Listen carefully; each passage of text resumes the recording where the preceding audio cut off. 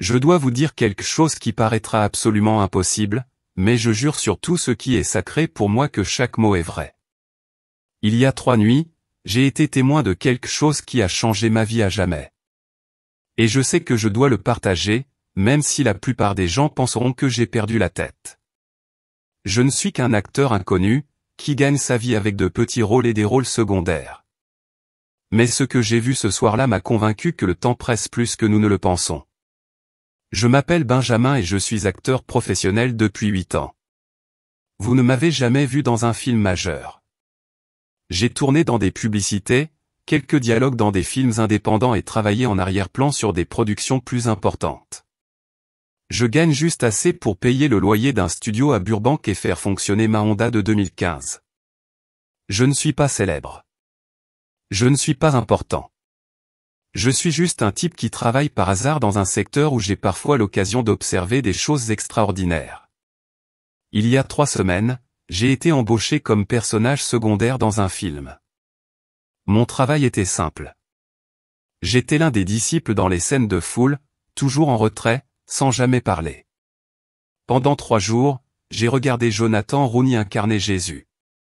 Et même si j'étais devenu cynique à l'égard de la foi, il y avait quelque chose de puissant dans son interprétation qui me mettait mal à l'aise.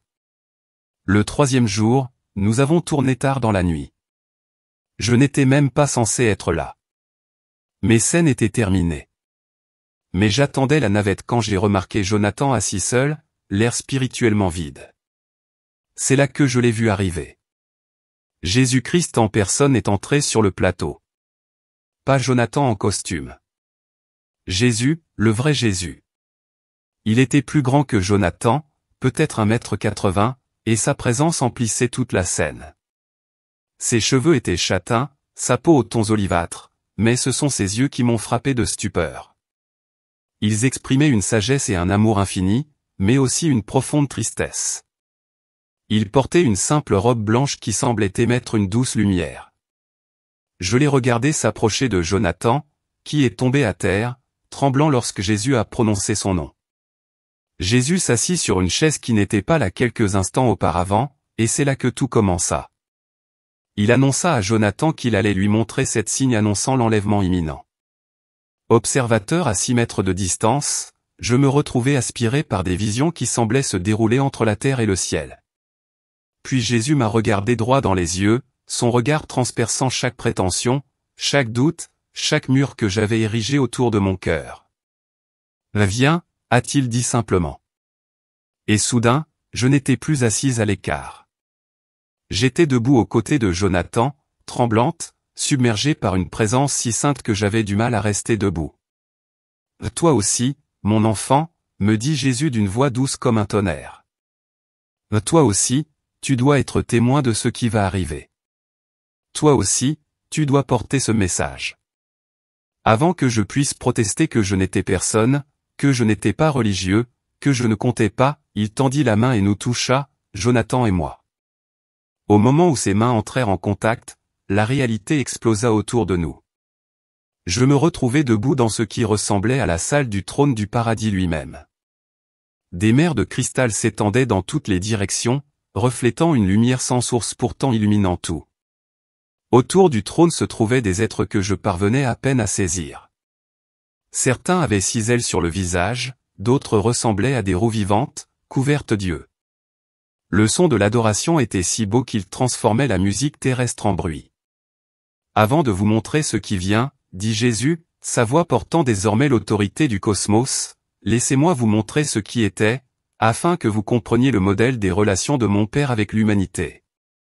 Soudain, nous nous trouvions dans le jardin d'Éden, non pas un jardin métaphorique, mais le lieu réel. Les couleurs étaient plus vives que tout ce que j'avais jamais vu.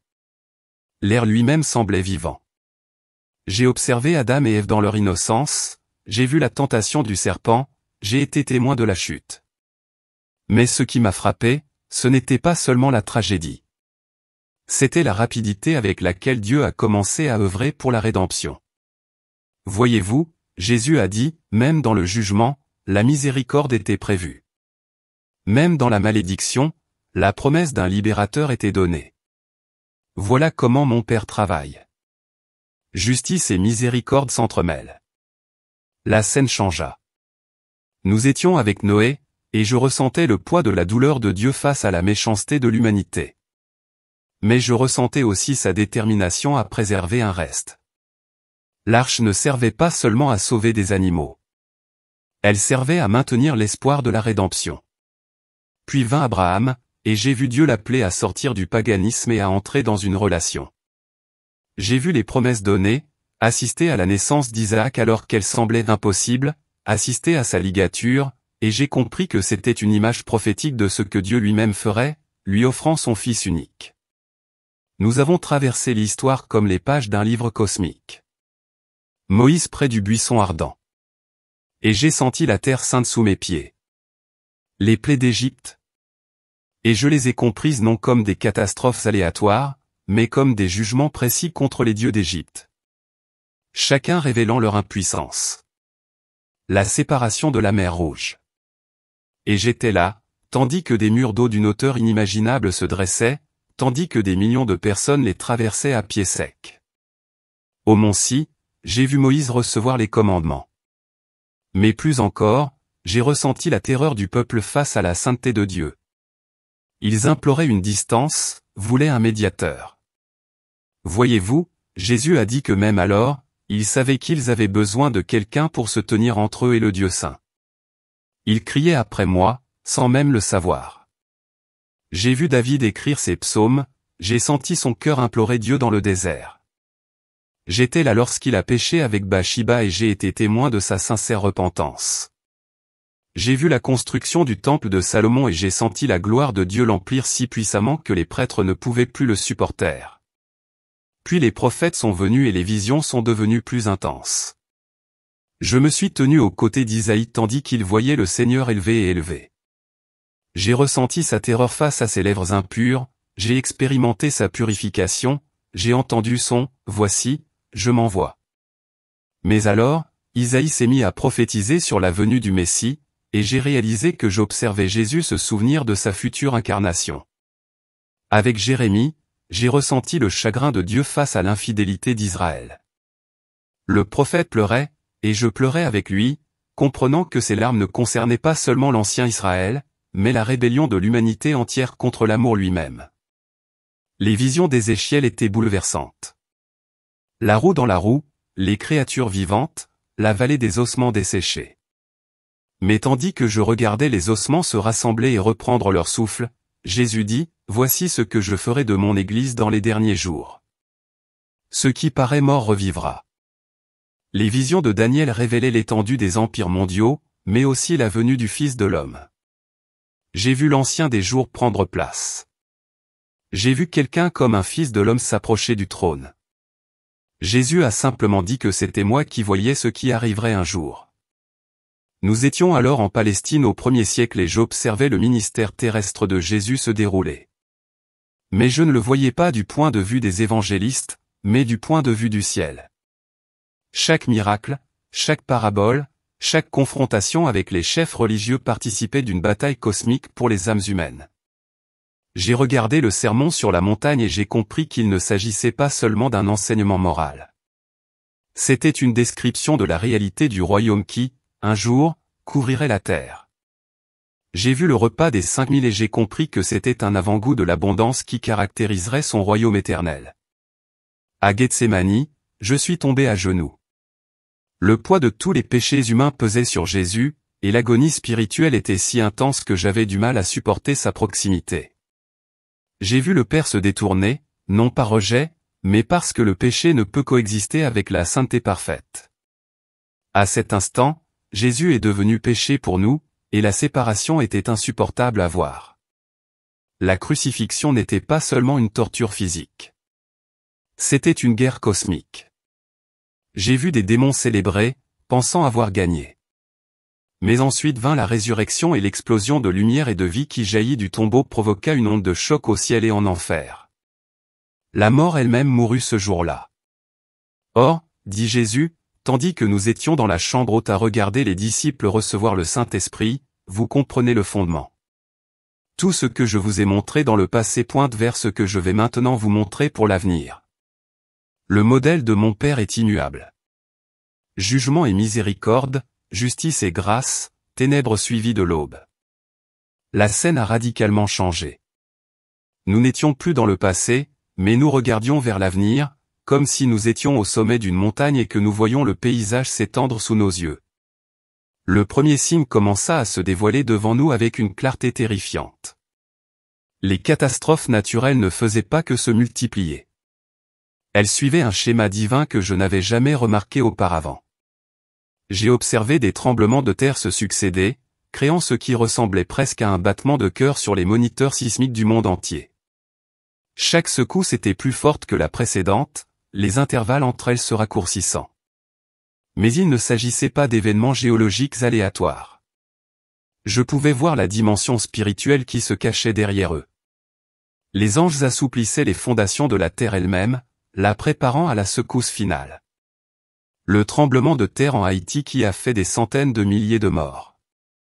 J'ai vu l'ange du Seigneur se positionner sur la faille et frapper. Le tsunami indonésien. J'ai vu le fond de l'océan se déplacer sous l'effet de la puissance céleste.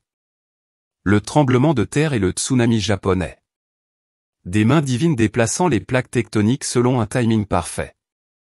Regarde de plus près, a dit Jésus. Et soudain, j'ai pu distinguer des schémas qu'aucun sismologue humain n'avait détectés. Une fois cartographiés, les principaux tremblements de terre des 50 dernières années formaient une sorte de spirale centrée sur Jérusalem. Chaque catastrophe était comme une douleur d'enfantement annonçant un événement sans précédent.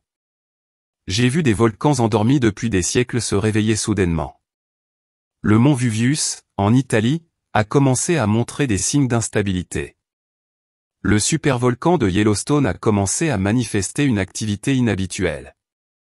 Mais surtout, j'ai vu une activité volcanique débuter en Israël même, dans des régions où aucun volcan n'existait auparavant.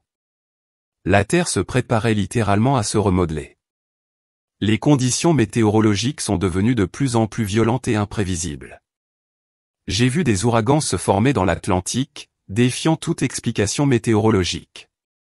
Des tempêtes de catégorie 5 sont apparues pendant la nuit, avec des vents battant tous les records. Des tornades ont touché des zones qui n'en avaient jamais connues, créant des trajectoires destructrices de plusieurs kilomètres de large. Mais ce n'était pas seulement la violence qui était en cause, mais aussi le moment choisi. Ces catastrophes ont commencé à frapper de plus en plus fréquemment lors de fêtes bibliques importantes. Des tremblements de terre majeurs pendant la Pâque, des éruptions volcaniques pendant la fête des trompettes, des tempêtes dévastatrices pendant le jour des expiations. C'était comme si la terre elle-même observait le calendrier divin. J'ai vu des sécheresses transformer des régions fertiles en désert et des inondations détruire des villes en quelques heures. Des grêlons de la taille d'une boule de bowling tombaient d'un ciel dégagé. La neige tombait dans le désert du Sahara tandis que l'Arctique connaissait une fonte sans précédent. L'ordre naturel était en train d'être systématiquement démantelé alors que le premier signe atteignait son apogée. J'ai assisté au dernier grand tremblement de terre qui précéderait le retour du Christ. Toutes les failles de la terre se sont activées simultanément. Des montagnes se sont effondrées dans la mer. Des îles ont disparu. La géographie de la planète a été littéralement réécrite en quelques minutes. Pourtant, malgré tout cela, j'ai vu le peuple de Dieu protégé, rassemblé dans des lieux de sécurité divine, épargné par le chaos. Le deuxième signe s'est déroulé comme une tragédie au ralenti. J'ai été emmené dans des églises du monde entier, mais ce que j'ai vu m'a brisé le cœur. Aux États-Unis, j'ai vu des méga-églises qui ressemblaient davantage à des salles de spectacle qu'à des lieux de culte. Des pasteurs devenus célèbres, plus soucieux de leurs abonnés sur les réseaux sociaux que des âmes confiées à leurs soins. J'ai assisté à un culte particulier où 20 000 personnes se sont rassemblées pour entendre un prédicateur de prospérité leur promettre richesse et santé s'ils avaient juste assez de foi. Le pasteur conduisait une Ferrari, vivait dans une maison de maître et portait des vêtements qui coûtaient plus cher que ceux que la plupart des gens gagnaient en un an. Pourtant, la congrégation dévorait chaque mot, se sacrifiant dans l'espoir de recevoir des bénédictions terrestres. Mais ce qui me perturbait le plus, ce n'était pas le faux enseignement, mais l'absence totale de la présence de Dieu. J'ai pu constater, dans le monde spirituel, que le Saint-Esprit n'était pas présent dans ce bâtiment. Des forces démoniaques se faisaient passer pour des anges de lumière, se nourrissant de la dévotion déplacée des fidèles. En Europe, j'ai vu d'anciennes cathédrales, autrefois remplies de véritables dévotions, devenir aujourd'hui de simples musées. Les rares personnes qui assistaient aux offices se livraient à des actes religieux sans engagement profond. Les pasteurs, dont beaucoup ne croyaient même plus au surnaturel, prêchaient la justice sociale tout en niant la puissance de l'Évangile. Mais l'apostasie ne se limitait pas aux confessions libérales. J'ai vu des églises évangéliques qui maintenaient une théologie orthodoxe sur le papier, mais avaient perdu leur premier amour dans la pratique. Les études bibliques sont devenues des exercices intellectuels plutôt que des rencontres avec le Dieu vivant. L'adoration est devenue une performance plutôt qu'une révérence. La prière est devenue une répétition plutôt qu'une relation. J'ai vu des croyants consulter leur téléphone pendant les sermons, plus absorbés par les réseaux sociaux que par la prédication de la parole de Dieu. J'ai vu des églises divisées sur des questions politiques, tout en ignorant les batailles spirituelles qui faisaient rage autour d'elles. Les chrétiens étaient plus enclins à se disputer au sujet de leurs candidats favoris qu'à prier pour leurs ennemis.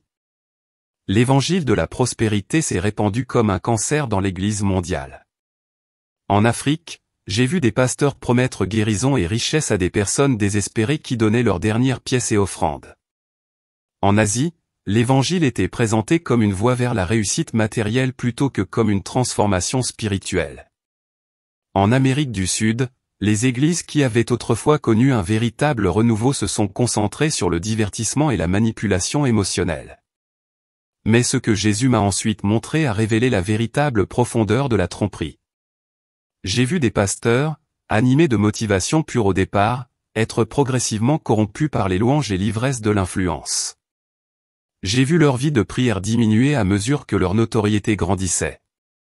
Je les ai vus faire des compromis qui semblaient insignifiants au premier abord, mais qui les ont éloignés de la vérité qu'ils proclamaient autrefois.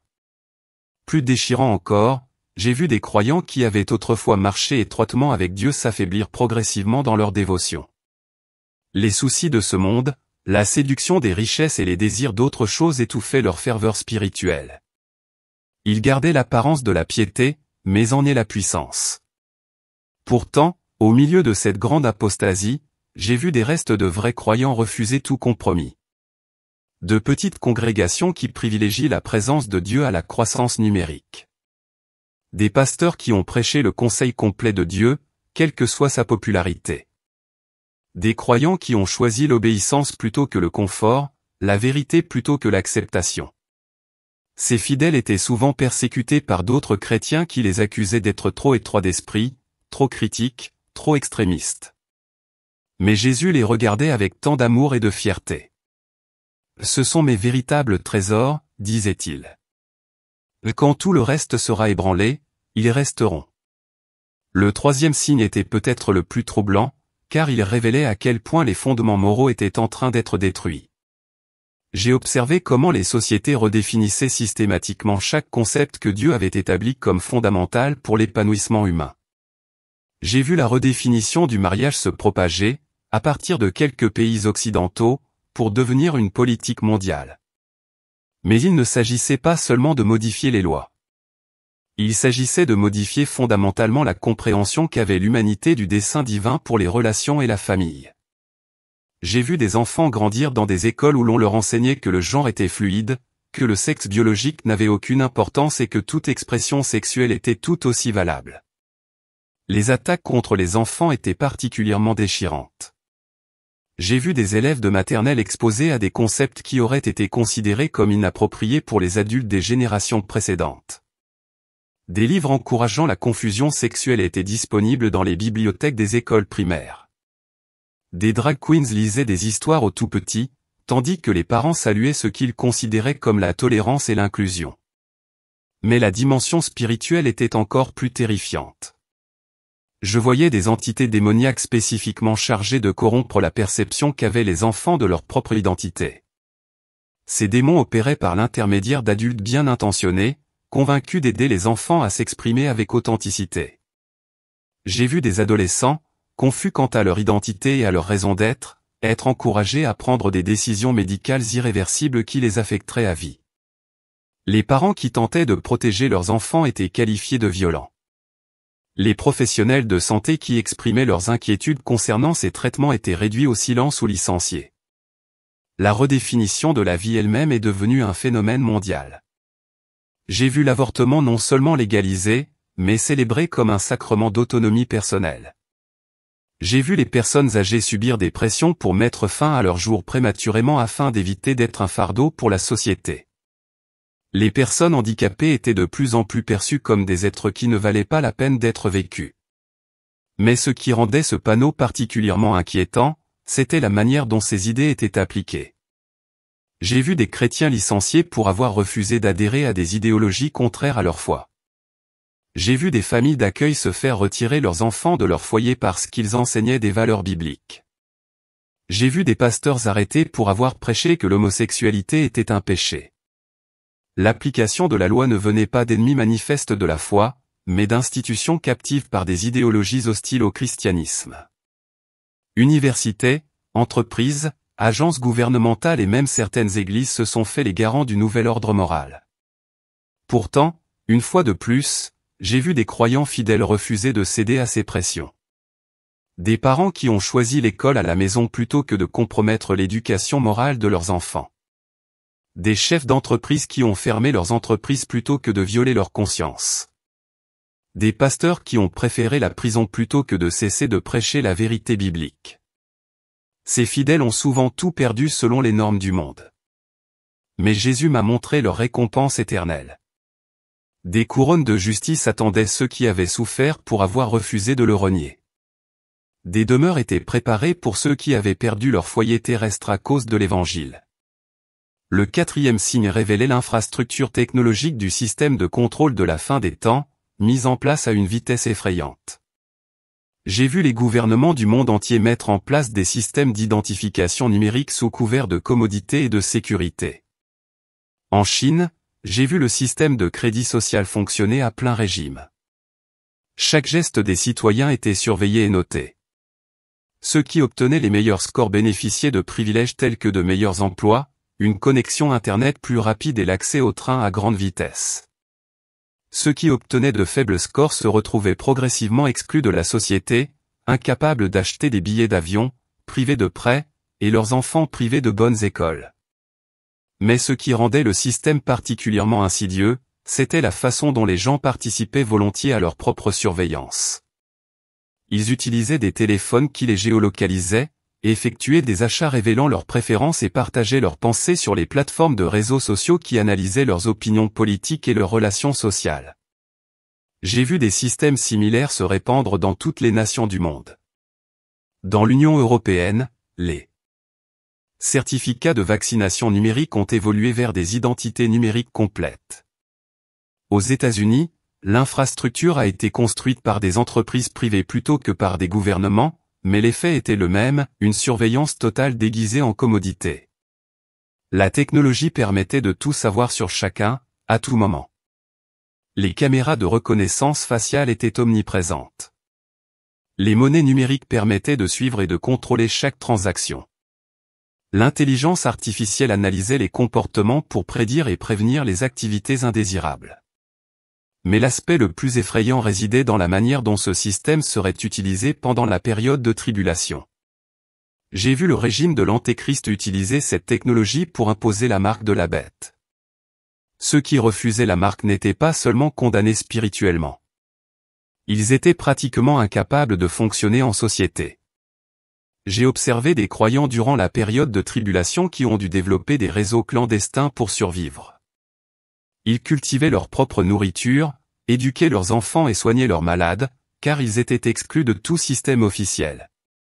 Pourtant, ils ont connu une joie et une communauté que ceux qui étaient dans le système ne pourraient jamais comprendre. Le cinquième signe révélait une tromperie si sophistiquée qu'elle tromperait presque tout le monde. J'ai vu surgir de faux prophètes dotés du pouvoir d'accomplir de véritables miracles. Il ne s'agissait ni de mise en scène ni de manipulation psychologique. Il s'agissait de signes et de prodiges surnaturels d'origine démoniaque. J'ai vu un personnage en particulier apparaître sur la scène internationale en pleine crise mondiale. Il semblait avoir des réponses à tous les problèmes, effondrement économique, changements climatiques, conflits internationaux, épidémies. Lorsqu'il parlait, les nations l'écoutaient. Lorsqu'il agissait, les résultats suivaient. Son ministère accomplissait des miracles qui rivalisaient avec tout ce que l'histoire biblique avait à offrir. Ce personnage pouvait guérir les malades d'un simple toucher, multiplier la nourriture pour nourrir les affamés et même ressusciter les morts. Il parlait avec une sagesse qui impressionnait les dirigeants du monde et une compassion qui touchait les masses. Les chefs religieux de toutes les traditions religieuses le considéraient comme un grand maître spirituel. Mais ce qui rendait sa tromperie si efficace résidait dans sa ressemblance avec la vérité. Il citait fidèlement les Écritures, parlait de Jésus avec amour et promouvait des valeurs comme la paix, l'unité et l'attention aux pauvres. Seul manquait l'affirmation exclusive que Jésus-Christ est le seul chemin vers le Père. J'ai vu cette figure unifier progressivement les religions du monde sous la bannière d'une spiritualité universelle. Le christianisme, l'islam, le bouddhisme, l'hindouisme et la spiritualité New Age étaient tous présentés comme des chemins différents menant à la même montagne.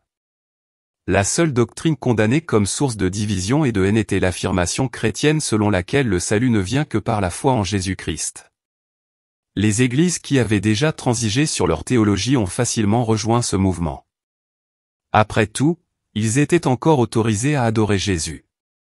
Ils ne pouvaient simplement pas prétendre qu'il était le seul chemin vers Dieu. Les pasteurs qui prêchaient l'exclusivité étaient qualifiés d'extrémistes et progressivement réduits au silence par la pression sociale et économique. Mais la tromperie dépassait l'unité religieuse. J'ai vu ce personnage se présenter comme l'accomplissement des attentes messianiques de chaque religion. Aux yeux des Juifs, il apparaissait comme le Messie tant attendu qui restaurerait la gloire d'Israël. Aux yeux des musulmans, il apparaissait comme le Mahdi qui établirait la justice islamique sur terre. Aux yeux des néo-islamistes, il était l'incarnation de l'évolution de la conscience. Les signes et les prodiges qui accompagnaient son ministère étaient si convaincants que même certains croyants sincères ont commencé à se demander s'ils s'étaient trompés en considérant Jésus comme le seul chemin vers Dieu. Après tout, les miracles de ce personnage étaient indéniables. Son message était plein d'amour et ses résultats impressionnants. Mais Jésus m'a révélé la source de cette puissance. Derrière la silhouette se tenait Satan lui-même, autorisé à déployer pleinement ses pouvoirs surnaturels pendant un bref instant. Les miracles étaient réels, mais ils servaient à authentifier un mensonge. L'amour était sincère, mais il éloignait les gens de la seule source d'amour éternel.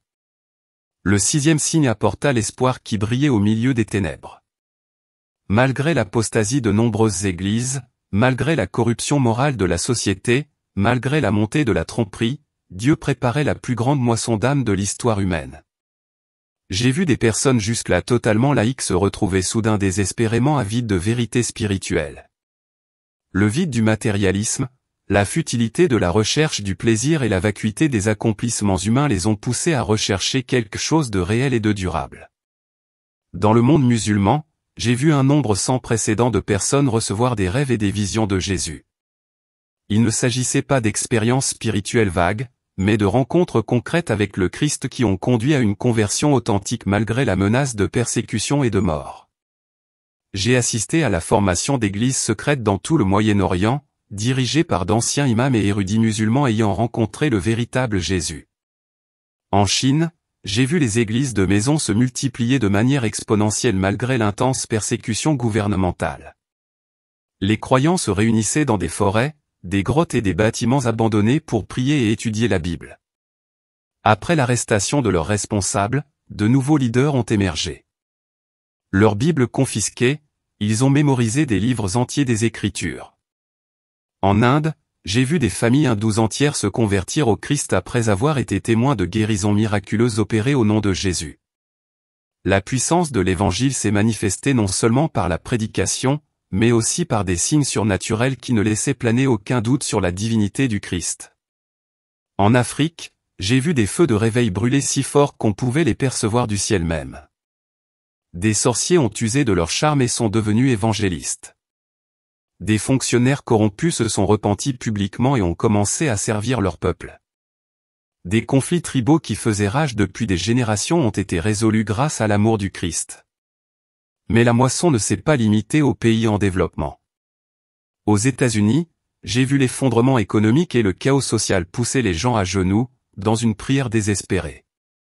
Des philosophes athées ont commencé à solliciter des pasteurs pour discuter de l'existence de Dieu. Des professeurs d'université qui avaient passé leur carrière à démystifier le christianisme se sont retrouvés incapables d'expliquer les événements surnaturels qui se produisaient autour d'eux.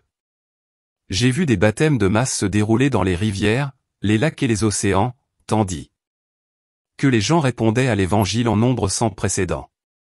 Les nouveaux croyants sont immédiatement devenus des évangélistes, partageant leur foi avec une passion et une urgence incontrôlable. La puissance qui animait ces nouveaux croyants était remarquable.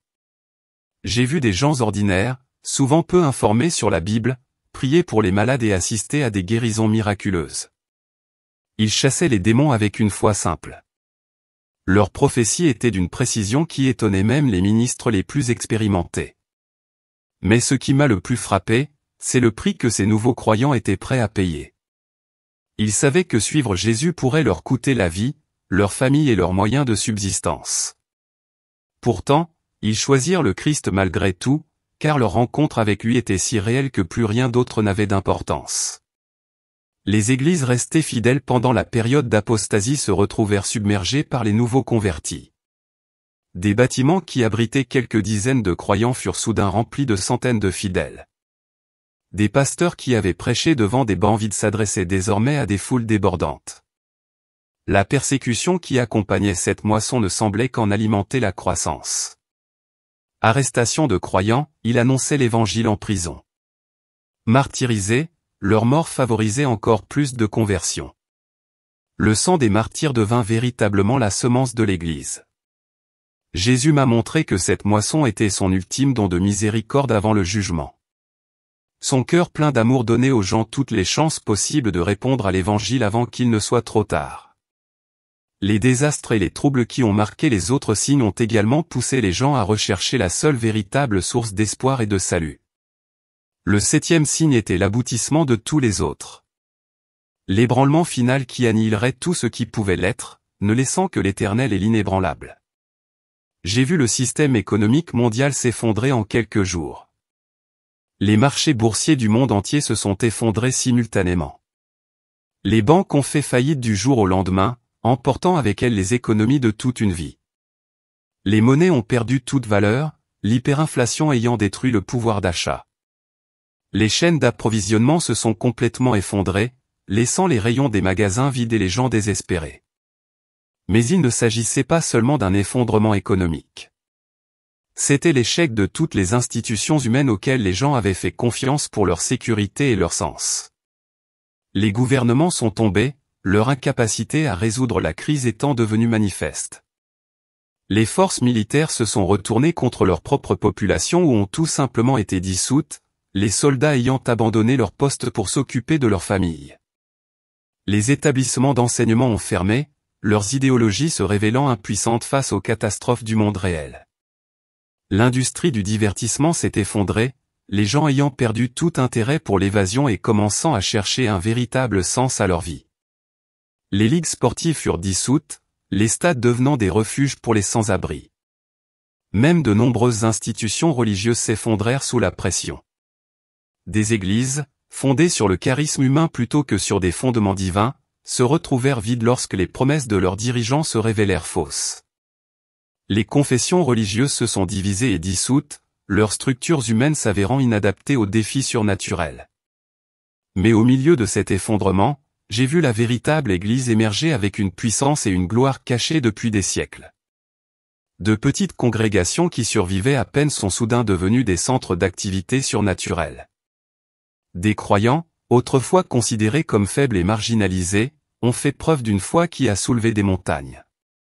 J'ai vu ces communautés fidèles devenir des îlots d'espoir dans un océan de chaos. Elles ont soigné les malades lorsque les hôpitaux étaient débordés.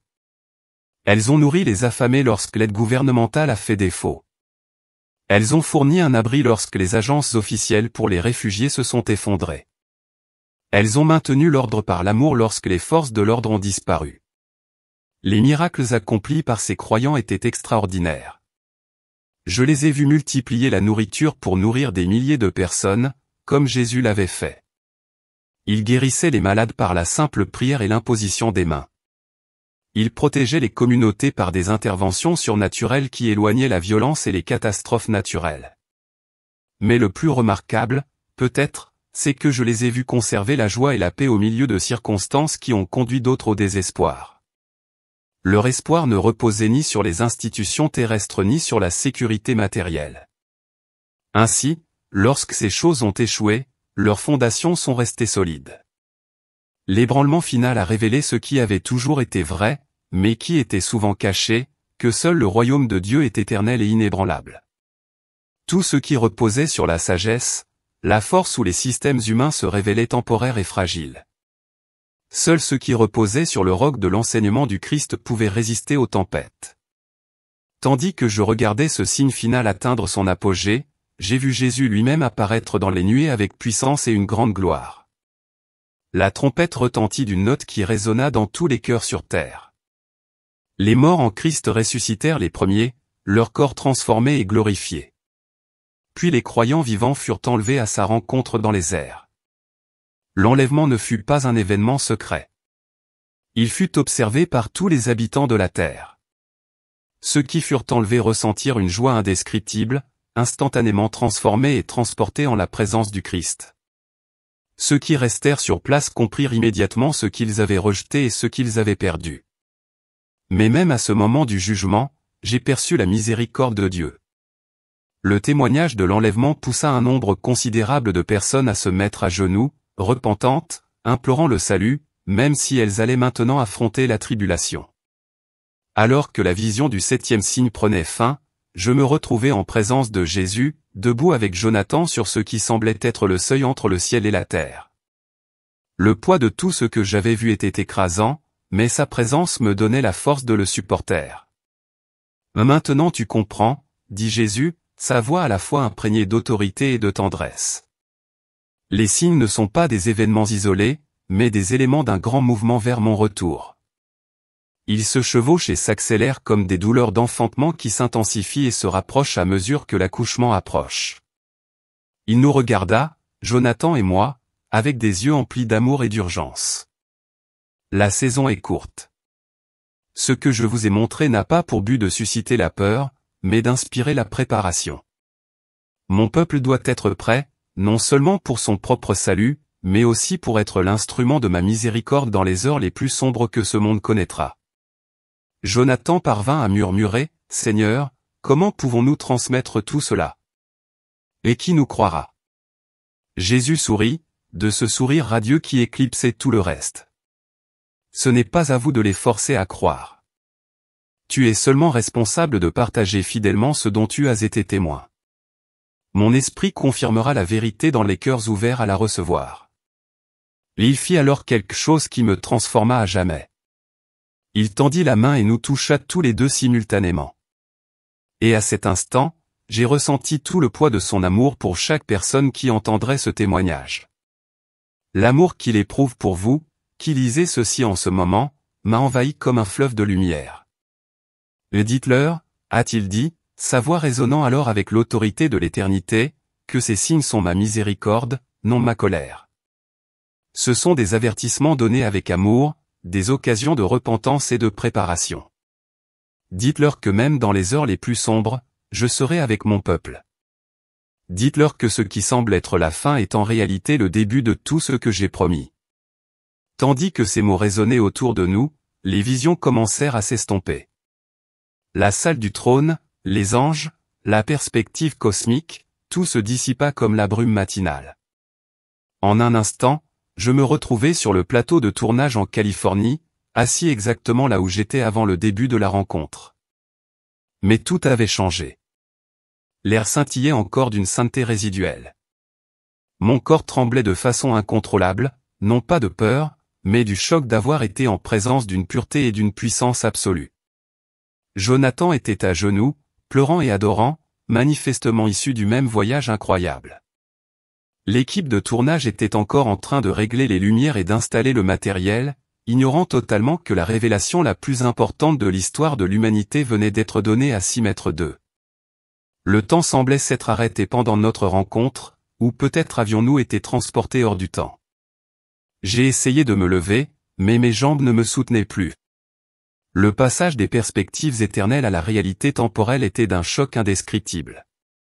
J'avais vu la fin depuis le début, assisté au cours de l'histoire depuis le point de vue céleste, senti le cœur de Dieu lui-même, et maintenant j'étais censé redevenir un figurant attendant une navette pour le parking.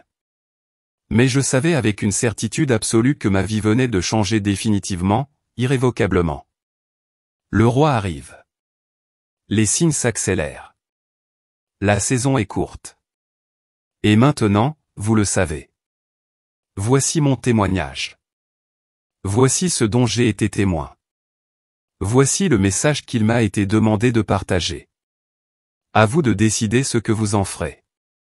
Merci infiniment d'être resté avec nous jusqu'à la fin de ce témoignage. Si ces mots vous ont touché, écrivez-moi dans les commentaires en signe de foi et d'unité. Nous vous invitons également à vous abonner à la chaîne et à rejoindre cette famille grandissante de croyants afin de ne rien manquer des messages et des révélations que nous partageons chaque jour. Ensemble, nous pouvons répandre l'espoir, éveiller les âmes et rappeler au monde que Jésus est la seule réponse.